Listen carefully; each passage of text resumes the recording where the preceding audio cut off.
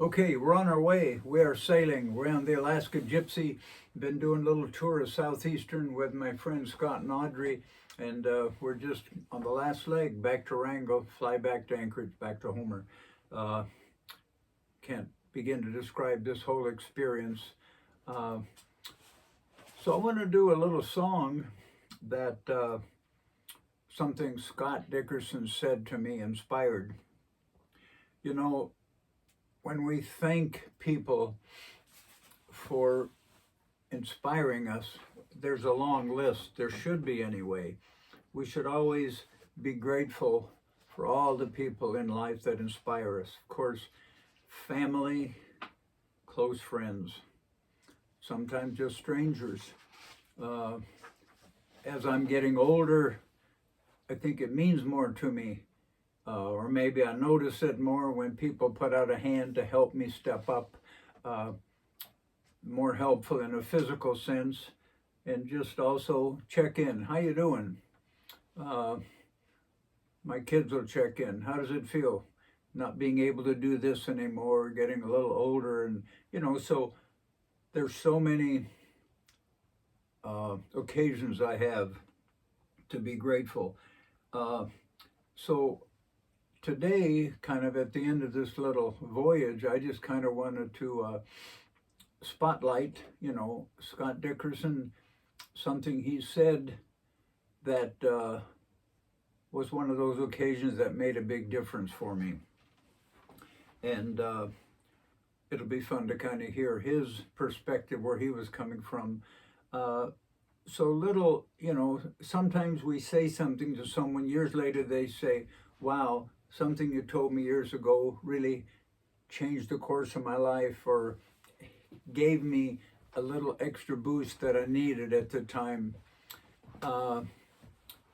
So I was getting to a point, because of my hearing, my own voice sounds different. Other people's voices sound different. My guitar vibrations, I got a cochlear implant, so it's a lot of things going on. Music just, will never be the same. So I was kind of, I don't know, complaining, moaning to Scott one day about, I think I'm just going to have to quit singing, quit performing, quit telling my stories. Even though it's been a big part of my life, it's kind of like been the language that I learned as a kid. Yeah, we learned to talk English and German, but music was another language. So it's kind of hard to get to that point of saying, okay, can't do that anymore. And I can't remember exactly what Scott said, but he said something like, no big deal. You still got your words. And I thought about that. Yeah, you don't have to sing words. You can talk them, whether a poetry or whether you just read the lyrics of your song. And I've done both of those. Or whether you just talk about an experience and not sing about it. But he said, you still got your words. You got stories need to be heard. Words heard, rhyming. Oh, and so I wrote a song, the kind of song I don't normally write, partly true, partly fiction, but it's kind of, it tells the story. And yet when I think about it, yeah, it's about an old guy living in a bar, just drinking himself to death. Well, there were times in my life when I was drinking way too much. I am a recovering alcoholic.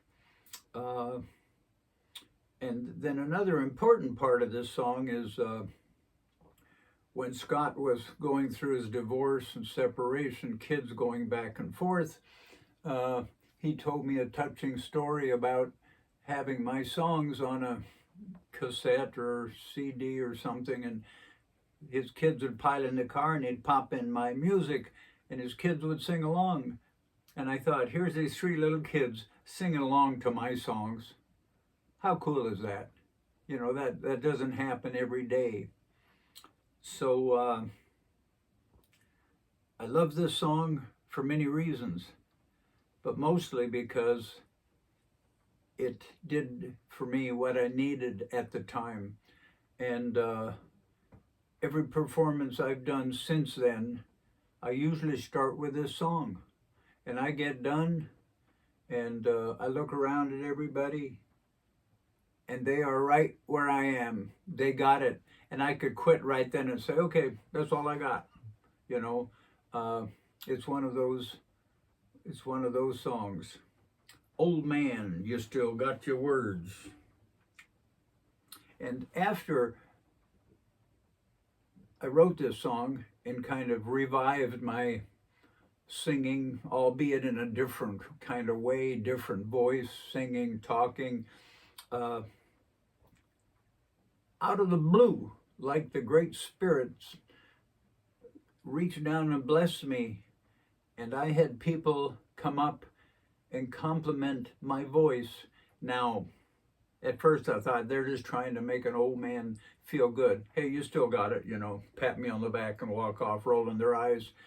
But these people said it so genuinely, I had to believe them. And I thought, wow, I thought it was done, and I guess I'm not.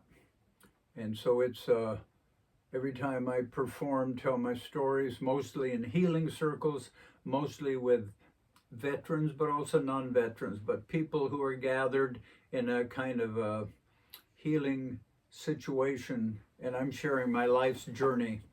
And so what a privilege to keep going and to believe I still got some words.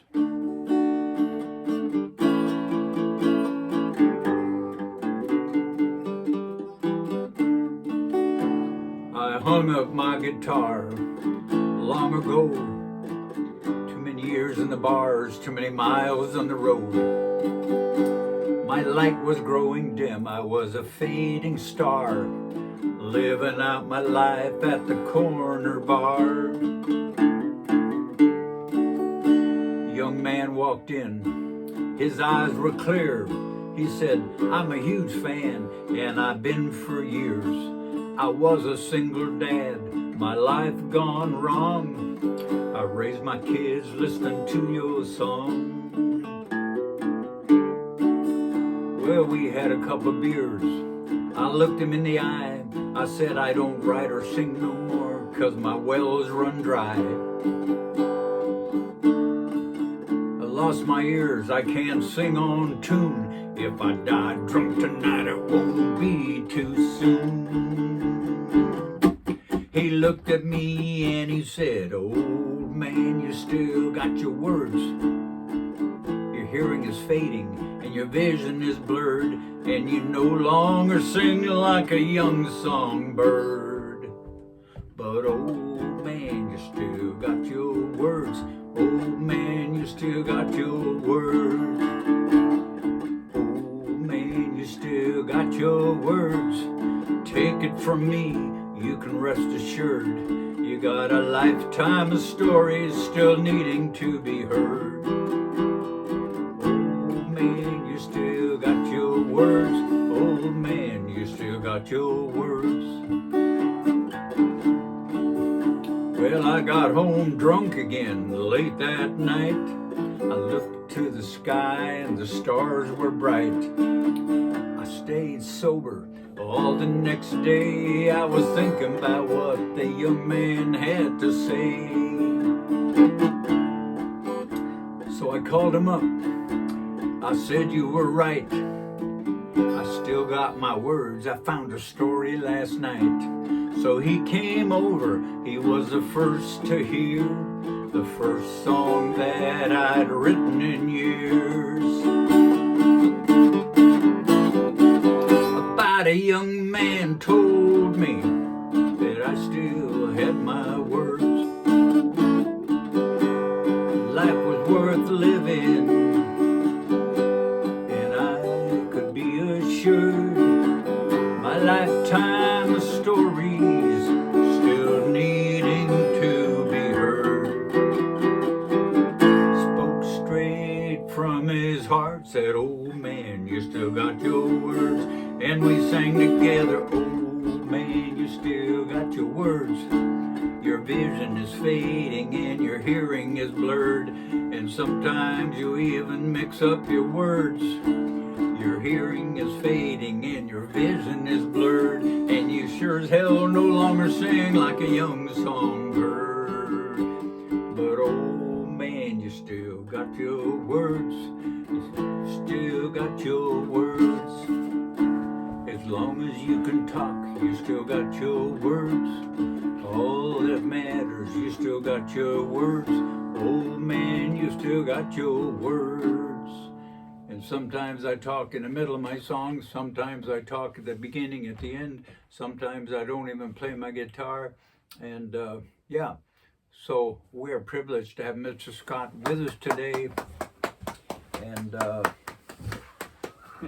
you know, Scott, recently I went to a summit Jewel put on down in Las Vegas, and there was a young man standing there, and he said, "I'll never forget what you told me 10 years ago." And I'm like, 10 years ago? Whoa, yeah, we were at some event that Jewel was putting on, and you said da da da da da, and you said it kind of changed his life. So, what were you thinking at the time I was complaining to you when you said a few simple words that the song is the least of it, that I got a beautiful song out of it, but the few words you said gave me a little boost, gave me a little encouragement, and helped me keep going. Yeah. Well, I think that something that you know very well is sometimes the message just comes through you and you just share it and you don't know all the significance and all the meaning, but that wasn't totally true in that moment. But my view of you, you've been a lifetime entertainer. That's been a big part of your life, is performing and using your voice and your guitar abilities to make a name for yourself and a legacy, and to put out your creative talents and to tell your story. And for many years it was based on your ability. You were a music teacher, you were a recording artist, your daughter was a famous musician, your family was a family full of entertainers, and you were at the point in your life where your main horse, which had been your voice and your guitar playing, was starting to falter on you. My main horse was starting to falter. I like that. And I actually, to be honest, I had never been like a big fan of like your older albums. It was like music from before my time, and I didn't really like it that much, just like the type of music or whatever. But I always loved your lyrics. And across all the songs you've ever written, I've always thoroughly enjoyed your lyrics. And not just enjoyed, it's not just, oh, that's fun. It's really a lot deeper than that. And it's, like you said, it's the kind of music that I wanted my kids to grow up hearing. Not necessarily the music, for me it was the lyrics. And as I knew you, and I consider you a songwriting genius. That's your natural talent from my perspective, and I see it different. I didn't live through all your days in the bars and touring and performing. I know you as the guy that can sit down and write a very meaningful, inspired song. You could write 10 songs today. That's your talent. It's your gift. It's your ability that you share. And I know it can be hard. I think we all struggle a little bit to see our own real talent or our own real unique offering to the world, because we see all the other parts, and you see your performing past and how you can't do it like you used to. But for me, it was just very obvious, like, I don't care if you sing your songs in tune or not. I don't have good pitch. It doesn't matter to me. I'm in it for the lyrics and the words and the messages. And there's thousands of talented singers. There's a new one born every minute. But there's only one Ots Kilcher who can write a story and a song and a message, an introspective, vulnerable, meaningful message born out of a lifetime of experience growing up where I grew up. There's no one else like that. You're the only one that can take a whole lifetime of experience on a homestead in the wilderness and nature and distill it into a meaningful song that's fun to listen to, has insight into it, usually has fun rhyming in it, and that you're the only one in the world. And if you're worried about singing on pitch, I'm like, there's a million people that can sing on pitch, and I don't listen to their music, and I don't want to. I appreciate your songwriting ability, and your loss of hearing and all that doesn't make any difference to me. Well, you know, I am a big fan of when I compliment people and they squirm and they say, nah, you know, and I always say, hey, let it in. I just gave you a compliment. Why is that hard to just soak it in? Now I'm sitting here and you're saying some, I don't know the right word, wonderful, touching things about me. And I'm wanting to squirm and say, but I tell myself, you know, to let it in, and I'm humbled, and that's what I recall when I talk to you. You go like, if you'd have gotten all sad and you know, but you just go like, come on, you got your words, buck up here, cowboy, you know. Yeah. And it just so happens that Bob Dylan is known for his kind of singing and talking and singing and going. He doesn't go in and out of pitch. He goes in and out of singing and talking. Chris Christopherson, I once heard a music person describe him as he sings above the pitch, below the pitch, and seldom on the pitch. And yet, Audrey, can you turn us that way? Bob Dylan is one of my favorite singers, Chris Christopherson. And after you told me that and I started singing again, in one evening, two different people came up. One said, man, you sing just like Bob Dylan. Another person came up and said, Chris Christopherson, my favorite singer. You sing just like him. And I thought, okay, so I'm being compared to people that we kind of, but hey, it's okay. Yeah. If you're watching this and you haven't really dug into Otz's lyrics, I strongly suggest you do. All of his music, from the oldest to the most recent. It's available on Spotify and Amazon Music, a whole bunch of it. And listen to it. Listen to it with your kids and listen to the words. It's Otz's whole journey from, when did your first album, how old were you? Oh, 20s, you know. Yeah. So that's like 10 years ago. And it's from the beginning, the lyrics are amazing. And you can kind of pick through all of his music what sort of era or style that you like the most, and I guarantee you'll find wonderful lyrics, inspiring music, and it's all so authentic and genuine. Pretty much all your songs are written straight from experience. Like, sometimes you color them up a little bit, but they're always from a really strong, lived out, authentic emotion or observation, realization, experience, and I think it's amazing. Well, thank you all for tuning in, and I'm excited to have launched my YouTube. Mostly excited because it's how I start most of my days, singing and talking and just kind of waking up and feeling the good stuff coming in. So pleasure sharing the morning with you, and thank you, Scott.